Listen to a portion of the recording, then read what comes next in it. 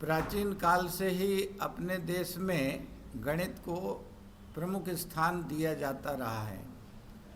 वेदांग ज्योतिष में 1000 ईसा पूर्व महर्षि लगध ने कहा है, यथा शिखा मयूराणाम नागाणाम मणियो यथा तद्वद वेदांग शास्त्राणाम गणितम मूर्धनि स्थितम।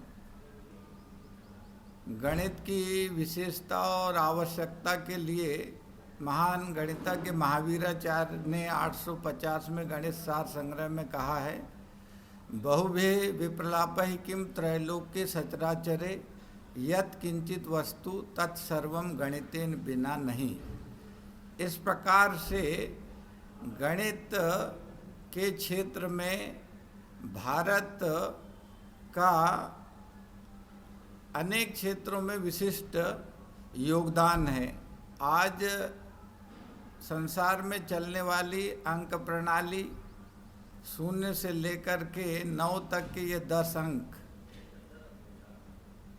और स्थानीय मान की पद्धति के कारण इसकी विशेषता ऐसी है कि इसमें संख्याएं लिखना ये दुनिया के अन्य प्रणालियों की तुलना में सरल और सहज होने के कारण से दुनिया में स्वीकार हुई है। वैदिक काल से भारत में चली आ रही गणित की उज्जवल परंपरा को अनेक गणितज्ञों ने अपने योगदान से आगे बढ़ाया है। वेदों में भी गणित के अनेक प्रमाण हैं। 16 सूत्रों के ग्रंथ तो गणित के ही ग्रंथ हैं और उसके बाद के कालखंड में भी आर्यभट्ट से लेकर के रामानुजन तक का काल भारतीय गणित का स्वर्ण काल कहलाता है। आर्यभट्ट 476 आर्यभट्टी जिनका प्रसिद्ध ग्रंथ है, और उसके बाद में भी वराहमिहिर, ब्रह्मगुप्त, श्रीधराचार्य, भास्कराचार्य और आधुनिक काल में भी श्रीनिवास रामानुजन, ऐसे अनेक गणितज्ञों ने गणित के क्षेत्र में अपना योगदान दिया है। उसी गणित की परंपरा को आगे बढ़ाते हुए स्वामी भारती कृष्ण तीर्थ, जो वास्तव में तो जगतगुरु शंकराचार्य जगन्नाथ मठ, गोवर्धन मठ जगन्नाथपुरी के शंकराचार्य 143वें शंकराचार्य हुए, तो उनका गणित के क्षेत्र में अद्भुत योगदान है। पर चूंकि वो वैदिक परंपरा के और ऋषि परंपरा के संत होने के कारण से गणितज्ञ गणित के क्षेत्र में उनके कार्य से विलंब से ही सही लेकिन परिचित हुए, और अब देश दुनिया में उनके वैदिक गणित ग्रंथ पर शोध भी हो रहा है, अध्ययन अध्यापन भी कक्षाओं में भी आरंभ हुआ है। वैदिक गणित ग्रंथ स्वामी भारती कृष्ण तीर्थ 14 मार्च 1884 से 2 फरवरी 1960 के बीच का उनका कालखंड है, और 1965 में उनका ग्रंथ वैदिक गणित नाम से प्रकाशित हुआ। 16 सूत्र और 13 उपसूत्र स्वामी जी ने वैदिक ज्ञान की परंपरा के आलोक में सृजित कर और 40 अध्याय का एक अद्भुत ग्रंथ लिखा है, जो आज अनेक भाषाओं में उपलब्ध है, और देश में और दुनिया में इसकी स्वीकार्यता भी हुई है। इसका अध्ययन अध्यापन विद्यालयों महाविद्यालयों में हो रहा है, और विद्या भारती अखिल भारतीय शिक्षा संस्थान ने भी 1995 से इसको अपने गणित पाठ्यक्रम में सम्मिलित किया और भैया बहनों को, विद्यार्थियों को पढ़ाना शुरू किया है। विज्ञान भारती नाम की संस्था भी भारत में विज्ञान की उज्जवल परंपरा, गणित की उज्जवल परंपरा और नए शोध पर काम करती है। उसमें भी वैदिक गणित पर काम हो रहा है और वैदिक गणित पढ़ाई जाती है। तो वैदिक गणित की अनेक विशेषताएं हैं।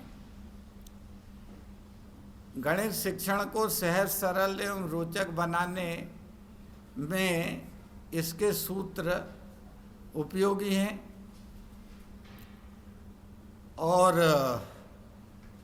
शीघ्रता से, सरलता से गणना होने के कारण से और वैदिक गणित गणित शिक्षण को रोचक बनाती है।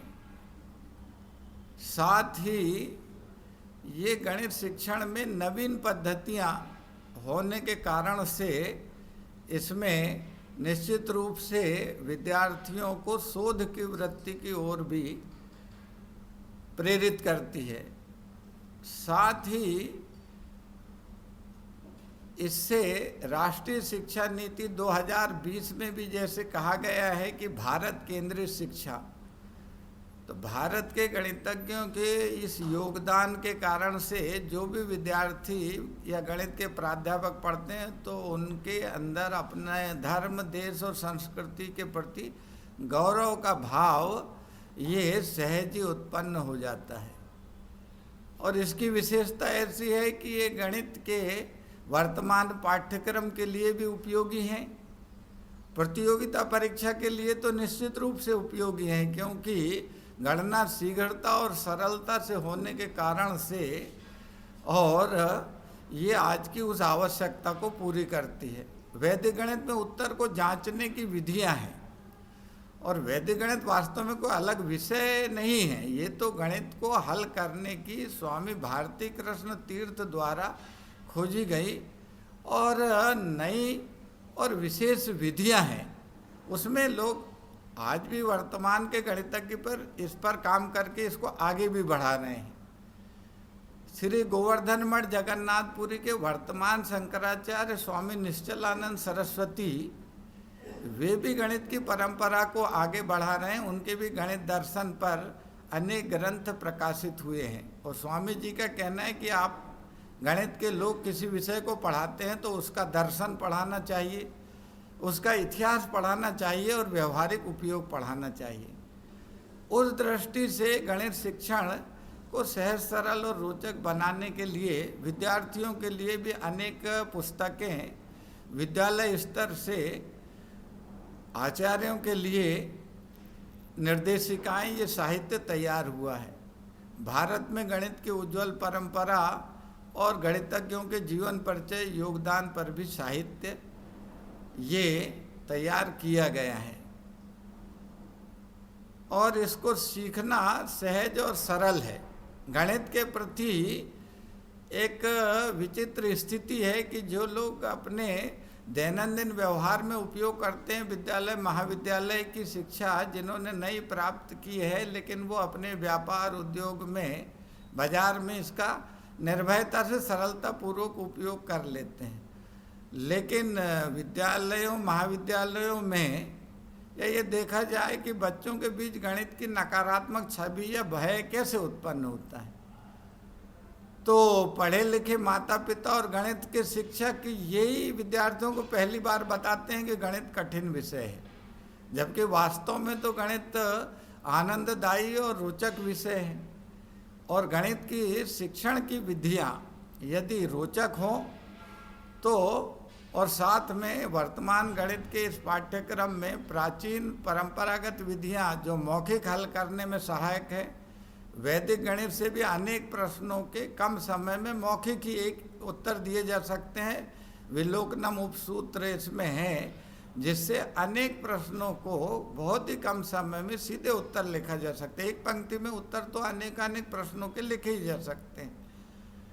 और सीखने के लिए स्वाध्याय से भी सीख सकते हैं और साथ में पुस्तक उनके अध्ययन से भी सीखा जा सकता है। और अब तो देश दुनिया में इतना साहित्य आ गया है, सभी भाषाओं में उपलब्ध है और इसकी कार्यशालाएं होती है, प्रशिक्षण वर्ग होते हैं, उनमें भी सीख सकते हैं। और इसमें शोध की संभावनाएं निश्चित रूप से है। वैदिक गणित और कंप्यूटर, इस पर भी अनेक लोगों ने कार्य आरंभ किया है। कुछ शोध पत्र भी प्रकाशित हुए हैं, पत्र पत्रिकाओं में सामग्री आते रहती है। और स्वामी जी के इस योगदान को विद्यार्थियों, प्राध्यापकों और जन जन तक पहुंचा करके भारत में गणित की उज्जवल परंपरा की इस योगदान को आगे बढ़ाने में हम लोग कुछ न कुछ योगदान कर सकें, यही गणित क्षेत्र के, गणित के विद्यार्थी, गणित के प्राध्यापकों से आग्रह है।